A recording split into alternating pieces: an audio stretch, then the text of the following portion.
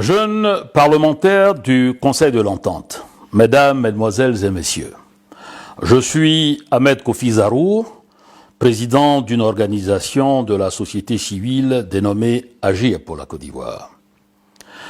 Avant tout propos, je voudrais avoir une pensée pieuse pour le président Houphouët-Boigny et ses compagnons qui ont été à la base de la création du Conseil de l'Entente. Nous voulons parvenir à une coopération durable non seulement avec les États frères du Conseil de l'Entente, mais encore avec ceux de l'Union africaine et malgache, et aussi, je le dis très sincèrement, avec tous les autres États africains dans le respect de la personnalité de chacun. Ce Conseil de l'Entente qu'ils ont voulu comme un instrument économique, un instrument diplomatique, un instrument social au service des pays respectifs qui composent le Conseil de l'Entente, à savoir le Bénin, le Burkina Faso, le Togo, le Niger et la Côte d'Ivoire. Cet instrument a, de mon point de vue, apporté une contribution significative dans la défense des intérêts de nos populations. C'est la raison pour laquelle il faut reconnaître que nos leaders ont eu une vision et ont été proactifs pour prendre en compte les problèmes auxquels nos populations étaient confrontées et les problèmes auxquels notre Afrique allait être confrontée, pour justement apporter des réponses aux attentes des populations. Le Conseil de l'Entente est aussi l'organisation sous-régionale la plus vieille d'Afrique. Et cette organisation, pourrait-on dire, a été à la base de la création des autres organisations sous-régionales. Et je tiens à féliciter les dirigeants pour la qualité du travail qui a été abattu et qui a permis justement que nous ayons un espace économique, social et diplomatique de paix. La paix a prévalu pendant longtemps dans notre espace, avant que surviennent justement les difficultés liées au terrorisme, liées aux problèmes sociaux, mais il n'en demeure pas moins que le Conseil de l'Entente reste un instrument important, un instrument d'intégration économique, d'intégration sociale au niveau de notre sous-région. C'est la raison pour laquelle vous avez une responsabilité, c'est d'œuvrer au développement de cette institution, de sorte que le Conseil de l'Entente reste toujours un instrument au service des populations. Jeunes du Conseil de l'Entente, le message que je voudrais vous adresser est un message de paix, est un message de fraternité, est un message de cohésion sociale.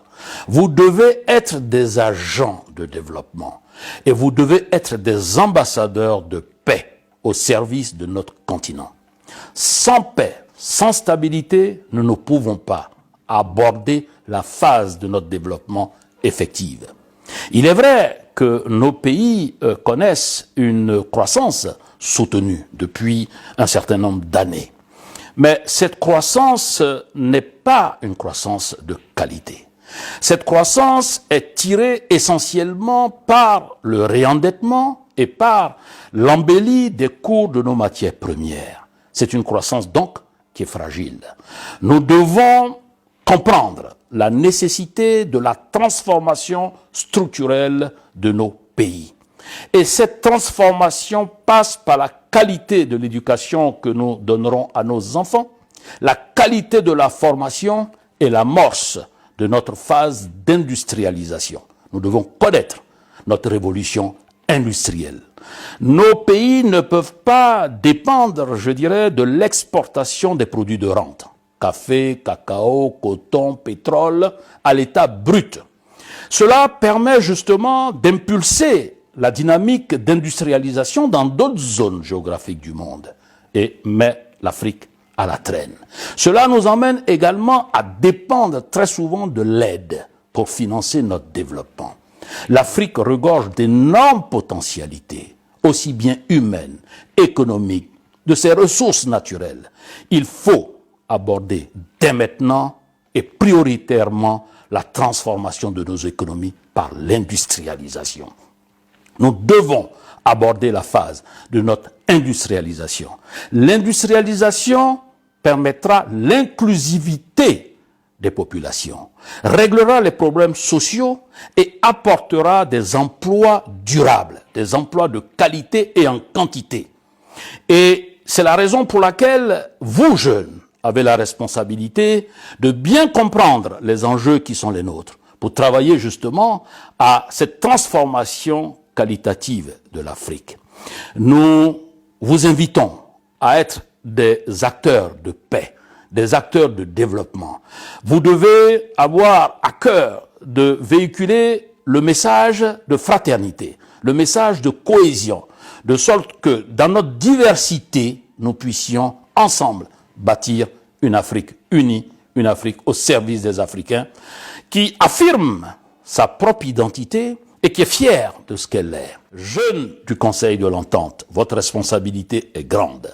Je vous invite donc à être des agents de paix, des agents de développement qui, dans votre identité propre, dans votre affirmation de votre africanité, vous travaillez à défendre les intérêts de l'Afrique, en restant digne, en restant fiers, de manière à ce que ces jeunes de notre continent, vous, jeunes Africains, vous puissiez apporter votre contribution également à ce monde que nous voulons plus solidaire, plus humain, au service des uns et des autres.